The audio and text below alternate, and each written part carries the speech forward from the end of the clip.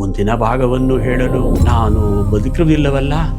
ಯಾವ ಹೆಣ್ಣು ನಂಬಿಕೆಗೆ ಅರ್ಹಳಲ್ಲ. ಪ್ರತಿದಿನ ಒಬ್ಬ ಯುವತಿಯನ್ನ ಮದುವೆ ಆಗುತ್ತಿದ್ದ. ಮರುದಿನ ಬೆಳಗ್ಗೆ ಆಕೆಯನ್ನ ನಿರ್ದಯವಾಗಿ ಕೊಲ್ಲಿಸುತ್ತಿದ್ದ. ನಾಳೆ ಸುಲ್ತಾನನ ಅರಮನೆಗೆ ಹೋಗುವ ಹುಡುಗಿ ನಾನೇ. ನಾನು ಸಾಯಲು ಹೋಗುತ್ತಿಲ್ಲ, ಈ ರಕ್ತಪಾತವನ್ನ ನಿಲ್ಲಿಸಲು ಹೋಗುತ್ತಿದ್ದೇನೆ. ನಿನ್ನ ಕೊನೆಯ ಕ್ಷಣಗಳು ಹತ್ತಿರ ಬರುತ್ತಿವೆ. ಸಾಯುವ ಮುನ್ನ ಒಂದು ಕತೆ ಹೇಳಬೇಕೆಂದು ಕೇಳಿಕೊಂಡರು. ಕ್ಷಮಿಸಿ ಪ್ರಭು. ಸೂರ್ಯ ಉದಯಿಸಿದ. ಇಲ್ಲ, ಮರಣದಂಡನೆಯನ್ನ ನಾಳೆಗೆ ಮುಂದೂಡಿ. ಸಾವನ್ನೇ ಗೆದ್ದ ಕತೆಗಾರ್ತಿ. ಅರೇಬಿಯನ್ ನೈಟ್ಸ್ನ ಉಗಮಕ್ಕೆ ಮುನ್ನುಡಿಯಾಯಿತು. ಸಾವನ್ನೇ ಗೆದ್ದ ಕತೆಗಾರ್ತಿ. 1001 ರಾತ್ರಿಗಳ ಉಗಮ.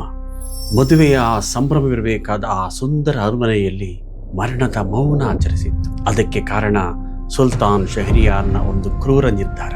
ತನ್ನ ಪತ್ನಿ ಮಾಡಿದ ದ್ರೋಹದಿಂದ ಕುಪಿತನಾಗಿದ್ದ ಸುಲ್ತಾನನಿಗೆ ಇಡೀ ಹೆಣ್ಣು ಕುಲದ ಮೇಲೆಯೇ ತೀವ್ರವಾದ ದ್ವೇಷ ಹುಟ್ಟಿತ್ತು. ಯಾವ ಹೆಣ್ಣು ನಂಬಿಕೆಗೆ ಅರ್ಹಳಲ್ಲ ಎಂಬ ವಿಚಿತ್ರ ತರ್ಕಕ್ಕೆ ಬಿದ್ದಿದ್ದ ಆತ. ಪ್ರತಿದಿನ ಒಬ್ಬ ಯುವತಿಯನ್ನ ಮದುವೆ ಆಗುತ್ತಿದ್ದ. ಆದರೆ ಮರುದಿನ ಬೆಳಗ್ಗೆ ಸೂರ್ಯ ಹುಟ್ಟುತ್ತಿದ್ದಂತೆಯೇ ಆಕೆಯನ್ನ ನಿರ್ದಯವಾಗಿ ಕೊಲ್ಲಿಸುತ್ತಿದ್ದ. ಪ್ರತಿ ಮುಂಜಾನೆ ಅರಮನೆಯಿಂದ ಹೊಸ ವಧುವಿನ ಪ್ರಾಣ ಪಕ್ಷಿ ಹಾರಿ ಹೋಗುತ್ತಿತ್ತು. ಇಡೀ ಸಾಮ್ರಾಜ್ಯವೇ ಸ್ಮಶಾನದಂತೆ ಭಾಸವಾಗುತ್ತಿತ್ತು. ರಾಜ್ಯದ ಹೆಣ್ಣು ಮಕ್ಕಳ ತಂದೆ ತಾಯಂದಿರು ಕತ್ತಲಾಗುತ್ತಿದ್ದಂತೆ ಭಯದಿಂದ ನಡುಗುತ್ತಿದ್ದರು. ಈ ರಕ್ತಸಿಕ್ತ ಸಂಪ್ರದಾಯಕ್ಕೆ ಮೂಕ ಸಾಕ್ಷಿಯಾಗಿದ್ದವನು ಸುಲ್ತಾನನ ಪ್ರಧಾನಮಂತ್ರಿ. ಪ್ರತಿದಿನ ಹೊಸ ಹುಡುಗಿಯನ್ನ ಹುಡುಕಿ ತರುವುದು ಮತ್ತು ಮರುದಿನ ಅವಳ ಶವವನ್ನು ನೋಡುವುದೇ ಅವನಿಗೆ ವಿಧಿಯಾಗಿತ್ತು. ಒಂದು ದಿನ ರಾಜ್ಯದಲ್ಲಿ ಮದುವೆಯಾಗಲು ಯಾವ ಹೆಣ್ಣು ಮಗಳೂ ಉಳಿದಿರಲಿಲ್ಲ. ದುಃಖದಿಂದ ಕಂಗೆಟ್ಟಿದ್ದ ಮಂತ್ರಿಯ ಬಳಿ ಆತನ ಪ್ರೀತಿಯ ಮಗಳು ಶಹಜಾದೆ ಬಂದಳು. ಅವಳ ಕಣ್ಣಲ್ಲಿ ಭಯವಿರಲಿಲ್ಲ, ಬದಲಿಗೆ ಏನೋ ಒಂದು ಅದ್ಭುತವಾದ ಸಂಕಲ್ಪವಿತ್ತು. ತಂದೆಯೇ, ಇಷ್ಟು ವರ್ಷ ನಿಮ್ಮ ಕಣ್ಣಲ್ಲಿ ಅಸಹಾಯಕತೆಯನ್ನು ನೋಡಿದ್ದೇನೆ. ರಾಜ್ಯದ ಎಲ್ಲ ಹೆಣ್ಣು ಮಕ್ಕಳ ಜೀವ ಮುಗಿಯಿತೆ. ನಾಳೆ ಸುಲ್ತಾನನ ಅರಮನೆಗೆ ಹೋಗುವ ಹುಡುಗಿ ನಾನೇ ಆಗಿರುತ್ತೇನೆ ಎಂದು ದೃಢವಾಗಿ ಹೇಳಿದಳು. ಮಂತ್ರಿಗೆ ಸಿಡಿಲು ಬಡಿದಂತಾಯಿತು. ಹುಚ್ಚು ಮನಸ್ಸಿನವಳೆ, ಆ ಸುಲ್ತಾನನ ಖಡ್ಗಕ್ಕೆ ನಿನ್ನ ಕೋಮಲವಾದ ಕುತ್ತಿಗೆಯನ್ನ ಬಲಿ ಕೊಡಲಾರೆ ಎಂದು ಕಣ್ಣೀರಿಟ್ಟ. ಆದರೆ ಶಹಜಾದೆ, ಇಲ್ಲ, ಆ ಖಡ್ಗಕ್ಕಿಂತ ಶಕ್ತಿಯುತವಾದದ್ದು ನನ್ನ ಮಾತು.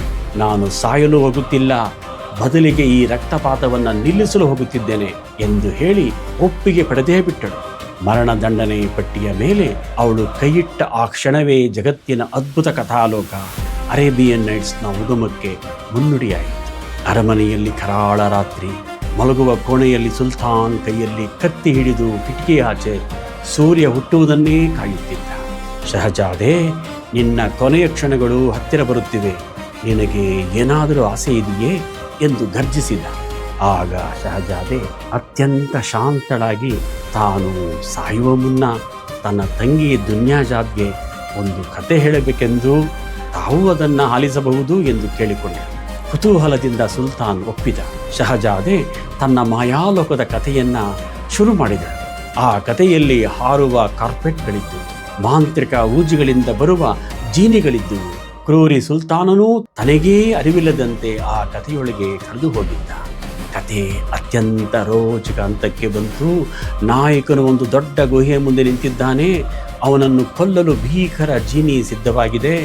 ಸರಿಯಾಗಿ ಅದೇ ಸಮಯಕ್ಕೆ ಅರಮನೆಯ ಕಿಟಕಿಯಿಂದ ಸೂರ್ಯನ ಮೊದಲ ಕಿರಣ ಬೀಳುತ್ತದೆ. ತಕ್ಷಣ ಕತೆ ನಿಲ್ಲಿಸಿದ ಶಹಜಾದೆ, ಕ್ಷಮಿಸಿ ಪ್ರಭು, ಸೂರ್ಯ ಉದಯಿಸಿದ. ನನ್ನ ಕತೆ ಇಲ್ಲಿಗೆ ನಿಲ್ಲಿಸುತ್ತೇನೆ.